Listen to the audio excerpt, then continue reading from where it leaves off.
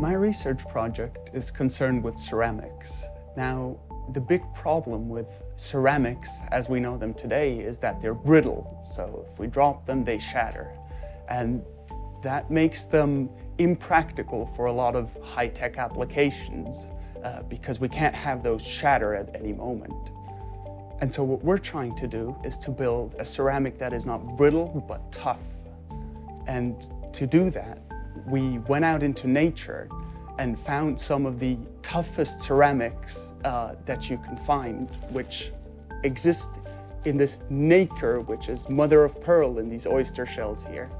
And these ceramics have developed over millions of years to form a microstructure that interlocks and that can actually dissipate energy and therefore create a more pliable, a ductile material out of naturally brittle ceramics.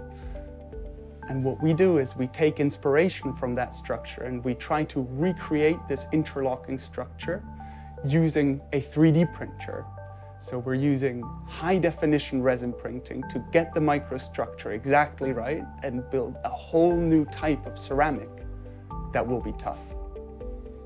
I chose to investigate this topic because I feel that ceramics are very often overlooked in our everyday lives. They're actually excellent materials that thrive in all sorts of environments, from the ocean water to outer space. But because they are so brittle, they're not often used in many engineering applications.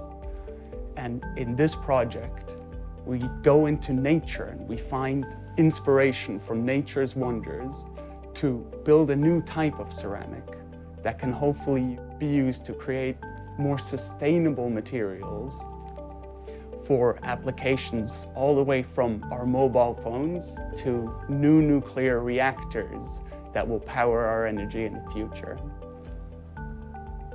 My research involves using a high-resolution 3D printer to print layered structures that have corrugated surfaces which allow us to create this interlocking effect that toughens this structure.